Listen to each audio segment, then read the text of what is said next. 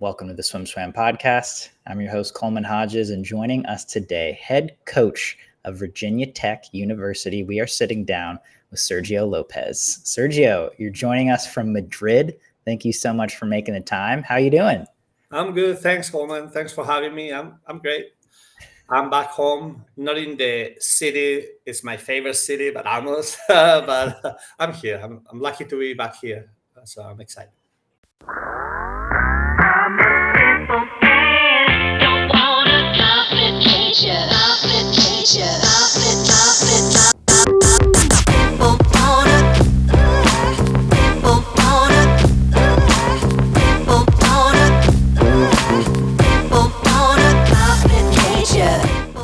This episode of the Swim Swam podcast is sponsored by Commit Swimming, Swim Swam's exclusive team management software partner. Since 2015, Commit has been providing coaches with swimming's leading workout management software.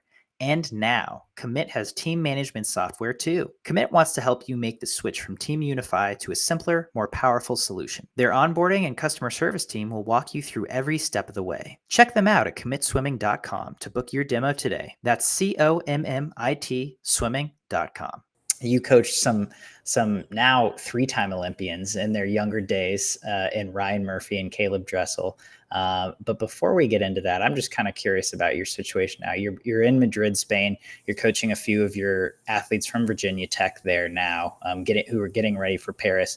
Can you just give me a synopsis of what does training look like for those athletes right now? And then what does your journey to Paris look like in the next few weeks? Yeah, we have... We've been lucky. We have 8 swimmers from Virginia Tech qualify for the Olympics. And then we have four swimmers from Spain. Well, actually, it's 8 swimmers counting the pros. Okay. So we have 4 swimmers from Spain. Then we have 2 swimmers from Mexico. And then we have 1 swimmer from Iceland and 1 swimmer from Hong Kong. The 4 swimmers from Spain and 2 swimmers from Mexico, they're here in Spain now training.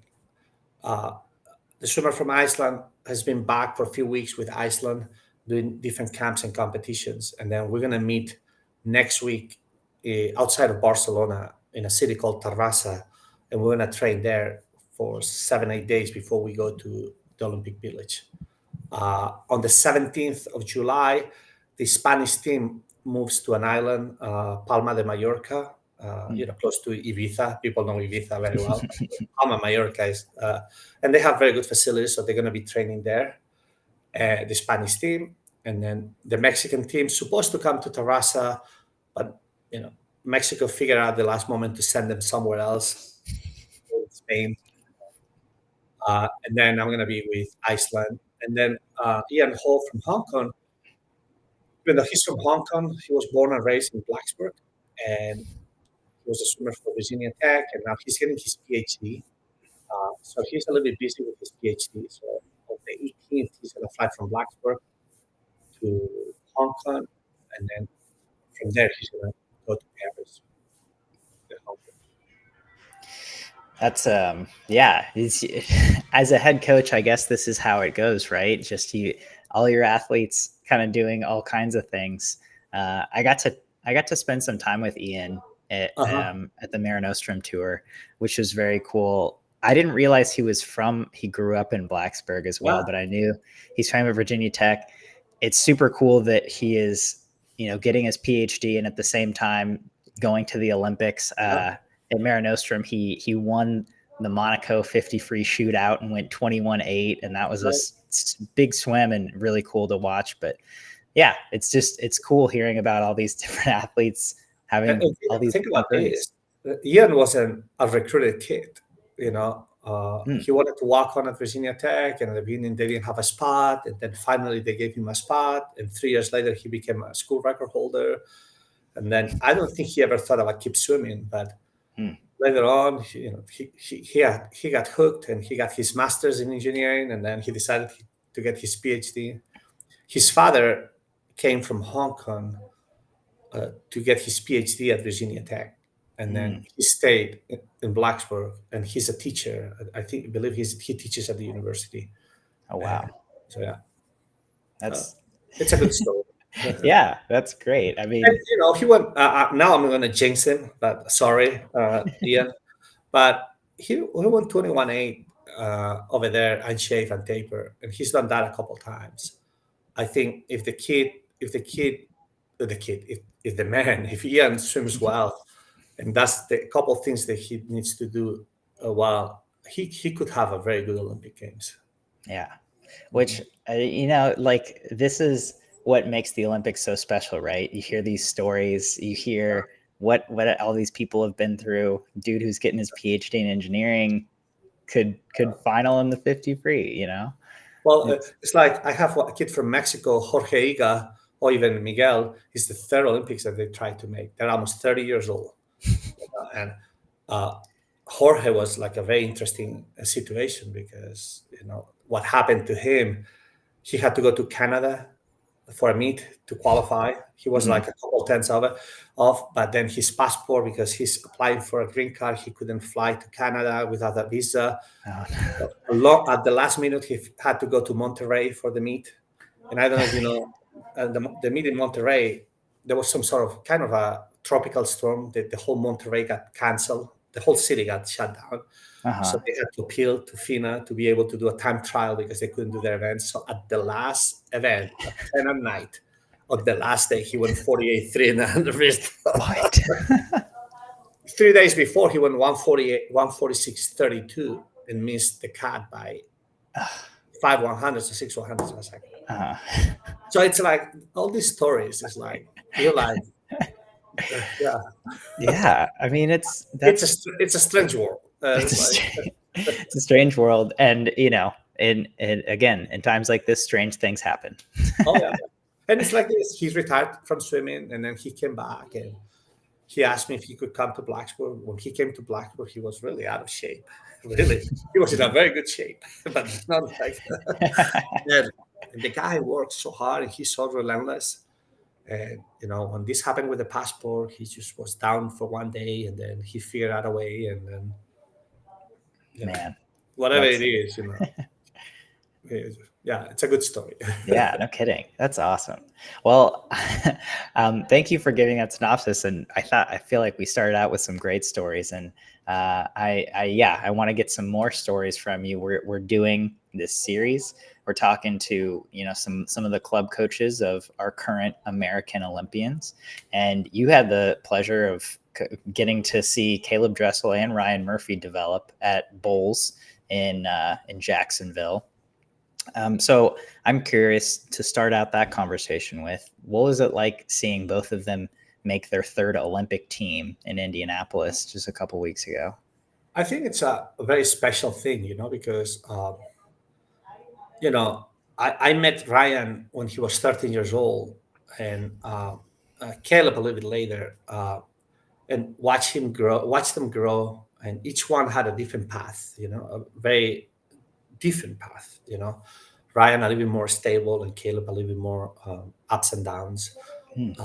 So watching Ryan do what he did, it's just super proud of him, and he's always seems like he has his head on his shoulders and calm down. It's like so I'm very proud of him. And watching Caeleb, I remember I stuck with him in San Antonio. I was not his primary coach, by the way. I helped him out and I helped him with many things, and I want to believe that my assistant, Jason, that I helped him do something with Caeleb, but I'm not going to take the credit. But I sat down with Caeleb many times to talk about life. And I remember I saw him in San Antonio, and I told him, it's like, you know what? You look different. And I think having a child has hopefully changed you. Not that he was in the wrong way before, but, when you have a kid, I told him, remember that my mom told me when I was young that your children come to this world to teach you about yourself. It's not nothing. It's not because I was a menace to society. And when I was a kid, I thought that my mom was telling me, oh, wait, your kids are going to come and they're going to be so bad that you're going to be suffering all the time. But it's not. I told him, I was like, Caeleb, you have insecurities. I have insecurities. You have different traits that nobody knew when you were a kid. And now you're going to see them with your kid, and you're going to have to figure it out. How do I change this? Do I need to get advice? Who's going to help me do it in order for that? And it's an amazing process, and And I think having a child for him has really ground him and center him and make him, and I'm very happy that he's going to the games and swimming the way he's swimming. You know, his both of them are amazing talents. Uh, Many times the amazing talents get lost, uh, and they've been resilient and they've been constant with ups and downs, both of them, steady and trying to figure out on their own way how to be there. And it's I cannot be happier for them. Yeah. It's funny because I just talked to Alex and Gretchen's Mhm. Alex and Gretchen Walsh's club coach Doug at Nashville Aquatic Club a few days ago, and obviously Caeleb and Ryan are not brothers, but as sisters, he was like, Alex was very steady, and you kind of saw the steady growth, and then Gretchen had a little more ups and downs, and so it's funny that that's what you led with, because that was one of the prevalent storylines that Doug had for the Walsh sisters. So as a as a coach who's developing these kids as young teenagers and young swimmers, how do you manage that contrast? A Ryan Murphy who is just kind of consistent, and then Caeleb, who, as you said, you're not his primary coach, but you talk to him about life a lot. Not necessarily swimming. Well, I think as a coach, a lot of people ask me, and I didn't study that, but I grew up in the streets watching people, so I learned a lot about uh, body language and this and that. But I think as a coach, if you really when people ask me what should I study, what books and this, I think the main thing that you should study is either behavioral psychology or some sort of profiling. And try to understand people. You know, when we coached those guys, we had Joseph Schoolin, Mm. uh, Ryan Murphy, Caeleb Dressel, Santo Condorelli. That was like, besides 100 other kids at the same time. Yeah. But those four were like four different bombs ready to blow out. You know, you know. Either if one liked this girl and the other one liked it, that was a competition, and it was like Mhm. if one had a better set than the other, and why this and why that, and then even though they were best friends many times, uh, they hated when somebody beat the other one, and I don't know. It was a very interesting thing. So for me, was and try to help the coaches understand. You need to understand the person, you need to understand the family, and you need to help them look at the long term, not just now. Now is not important. Now is a moment that you have to enjoy. But if you want to be a good athlete, you, you want to be an Olympian and you want to have that chance, you have to look at the long term. So be patient, appreciate that moment, even though you can cry and you haven't accomplished your goal. That's fine. You can cry, we can analyze it, and move on. So I think those were the things that we had to teach them a lot. To slow down sometimes. I Mm. want to break this record. Or the parents, my kid needs to break this record. It's like, whoa, do you want your kid to break this record, or you want your kid to go to 3 Olympics? It's great. Yeah. That's And many people might think, well, Sergio, now you can talk about this because they make 3 Olympics. But I can tell you that if you can ask the coaches, when those guys were swimming and you watch Joseph Schooling move the hand and the fingers like this and catch the water in a certain way, and you watch Ryan Murphy doing certain things, or you watch Caeleb Dressel, you tell him, oh, do this, and he does it automatically. We thought, hey, guys, these four guys come in Santo because Santo is an amazing talent. These four guys can be Olympic champions or at least win a medal. And we were pinching ourselves, like, so wow, you have four people here, and it happened, so it's pretty exciting. Yeah. Again, I don't want to be repetitive, but it's like, for you as a head coach, I guess, and you are an Olympian. You've achieved at the highest level. You kind of know what it's like to be there. But how do you keep yourself in check as a coach in those situations where it's like you're not chasing records, right? You are developing and keeping the focus on developing them with the long-term goal in mind. Well, I got to balls by mistake. So and I'm gonna and I'm gonna explain a little bit. I was at West Virginia University, and we were building a very good team. And then I found out my mom was homeless in Barcelona, and it was a big shock. And so I went to talk with my university. The university, whatever situation happened, I realized that I couldn't stay there. I couldn't bring my mom from Barcelona to be there and be healthy and this and that.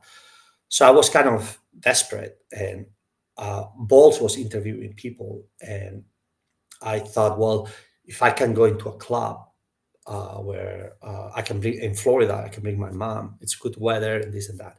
So I called Craig Troy, and my question was, is Martin Zuvero going to be the next head coach? Because we were friends, and if Martin was going to be the next head coach, I was going to try to look somewhere else because I didn't want to compete for a head coach job, And he told me Martin doesn't want to be the head coach at this moment, this and that, but they already interviewed 4 people. And long story short, an hour I talked with Martin. An hour later, the headmaster calls me, flies me over there the next day, and a week later they offered me the job.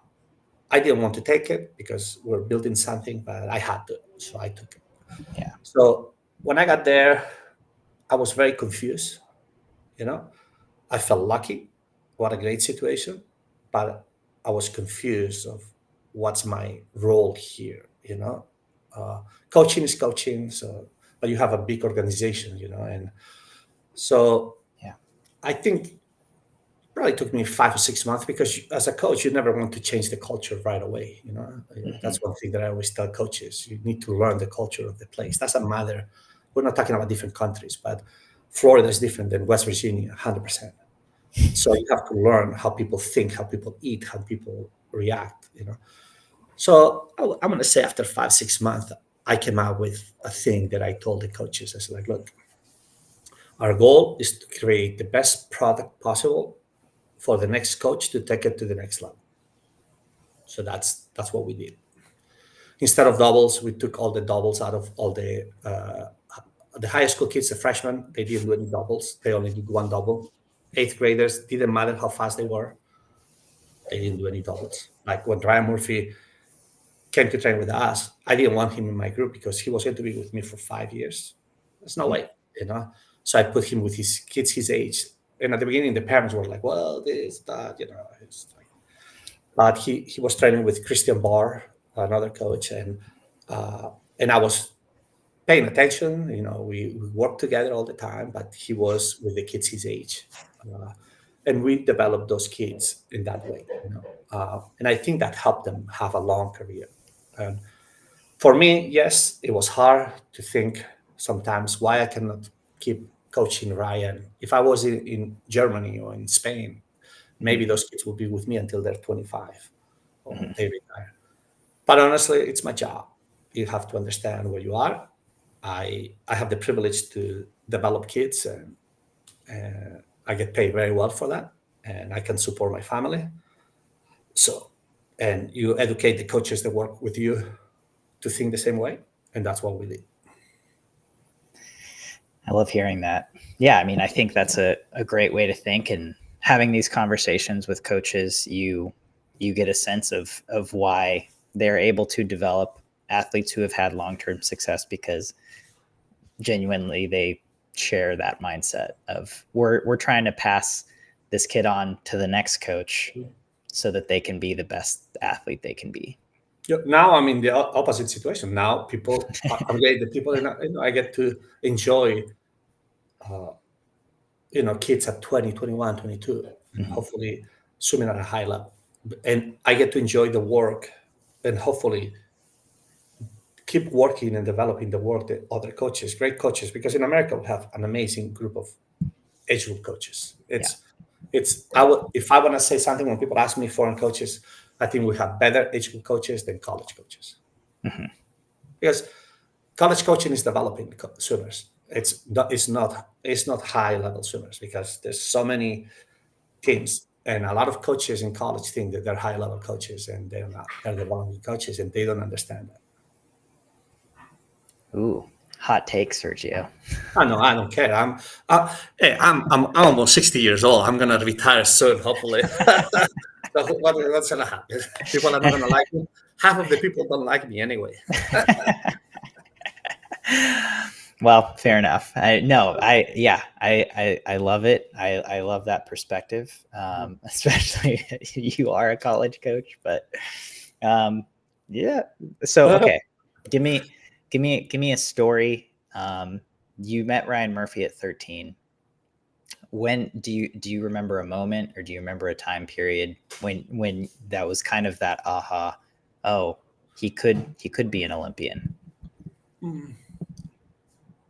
Well, I don't know. I honestly, because I thought I developed a 4-year plan for him and for the other ones, but for him specifically because he's very type A type of person, and he needed to have a plan. So I met with, I listened to Bill Sutherland and many times, and I don't coach the way he thinks, but there's so many things that the way you can build different things. So one of the things that he said in one talk was, if you have an athlete that you think is going to be an Olympic medalist or champion, you need to talk with the coaches they have developed or they have coached the swimmers, the top 3 swimmers in that event, the Olympics before or prior, or whatever it is. So, you know, I know I talk a lot with Craig Troy.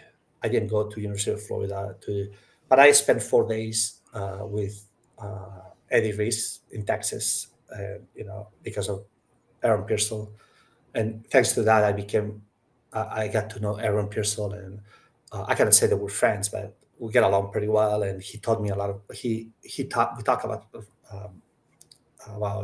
Ryan Murphy. I show him videos, and Eddie Reese the same. And I show him my 4-year plan. So we had a 4-year plan for that to make the Olympics and to become an Olympian. And I think, yeah, and I think he was the type of guy that kept me accountable a lot, because I had 80 something kids in my group. So some days you're like, and then he'll be like, Sergio, we have a meeting. It's like, oh crap, ta, ta, ta, ta, ta, ta, ta. So with him, and then I think maybe when he was 17, he went to the short course world championships, and he got a bronze medal the first time that he swam in short course meters in the 200 back. I think he won 148, and it's pretty fast. Like, That's pretty fast. never swam in short course meters. The kid was like over there, and you watch that race, and he's racing against some of the best people in the world, and he's just swimming with them. A couple of weeks before that, he won U.S. nationals on paper. He wasn't shaved. He was rested a little bit. He won 138, I think, something like that. He swam against Arkady, that Russian kid. Yeah. Viachanin. Yeah, and he's beat him at the end and on that last underwater. So I think, those moments probably you think, yeah, this kid is ready to do something. Yeah, I'm curious. I mean, so I have a similar, question for Caeleb, right? What, you talk to him about life. What in those conversations with him, or what you saw from him in practices that you saw him swim at, what stood out to you about that? Well, Caeleb is, I think he has a very strong mindset, and when he trained, like for example, from before Junior Worlds, he trained with, during the school year, he trained with a different group, but after the school year in May was over, he trained with Ryan and Santo and Joseph. So it was very interesting watching them, and it was amazing competition. You could see that the kid is like, but I think I had one of the times that I had a conversation because he was down, and I asked him what he wanted to do, and he really told me in a very convincing way that he wanted to be an Olympic champion, even though he was in a very interesting stage, and plus, when somebody like this tells you that, and you see the way he moves and he does things on his own, he's such an athlete, like you believe that he can do that. Makes sense. It's kind of hard to explain, but I was not a very good swimmer, and growing up, and I always wanted to be an Olympic champion. And uh, when I saw, like, when they ask me all the time, what do you want to accomplish? Well, I'm gonna win the Olympics. It's like, Sergio, you don't even go to nationals. How you gonna? And then I remember when I won the bronze medal in the '88 Olympics. My coach, my Spanish coach, comes to me and gives me a hug and tells me, Sergio, I don't know how you've done this. Like, what? You know.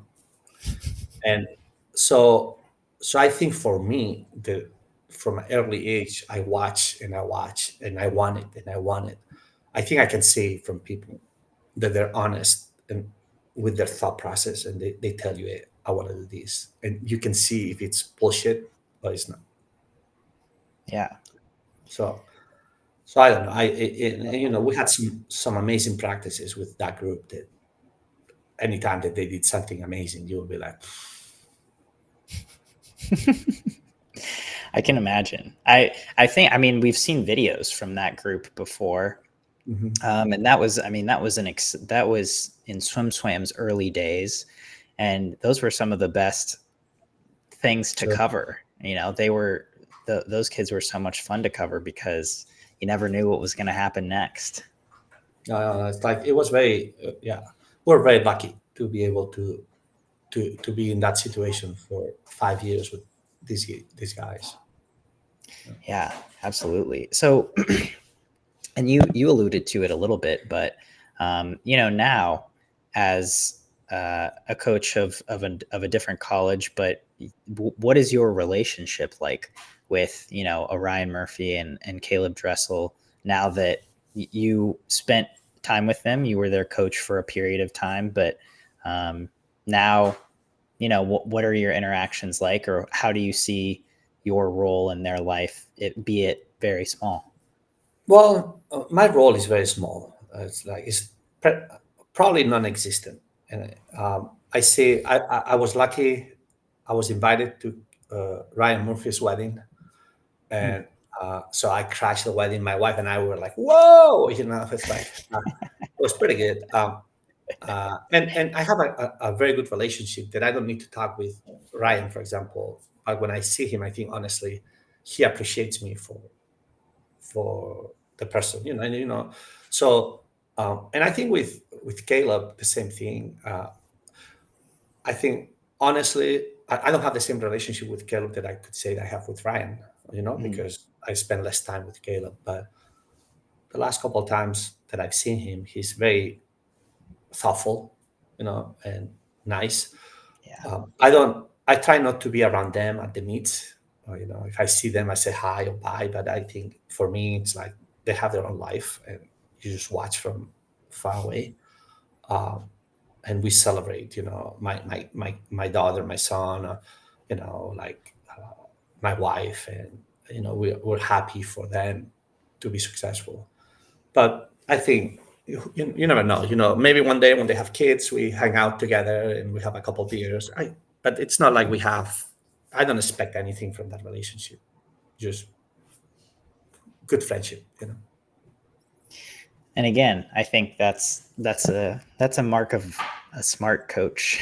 It's like, and you train them, you put a lot of yourself into them, but then you let them go to greener pastures. But for the same token, they make us. You know, Mm. uh, it's not. It's like you have to appreciate that. I think I work very hard as a coach, but I've been very blessed or lucky to cross path in my life with really good talent. You know, and so you have to appreciate that I am where I am because, and I want to say this, I believe I work hard, but I'm where I am because by luck I got two balls, boom, you know, and other times, like or when I went to West Virginia, we built a top 20 team in the country in 2.5 years. Uh, because by luck I met this guy a couple of years earlier in this and that, whatever it is. Yeah.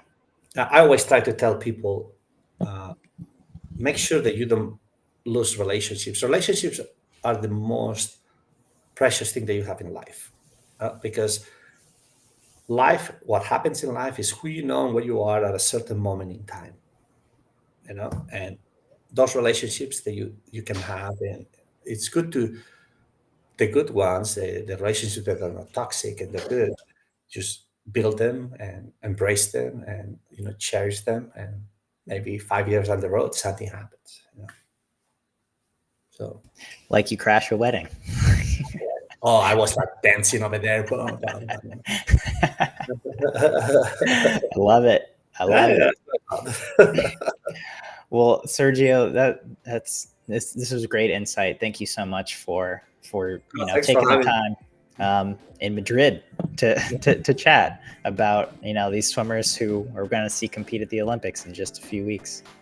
No, thank you for having me, and enjoy the rest of the summer. Hopefully the US swims fast and my swimmers swim faster.